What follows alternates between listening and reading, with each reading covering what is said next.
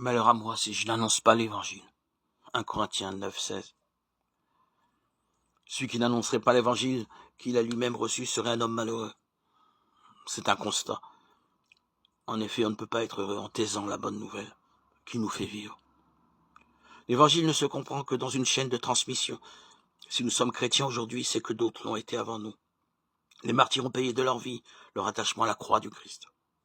Les docteurs de la foi ont mis des mots sur une expérience spirituelle. Les saints ont été exemplaires dans leur suite du Christ.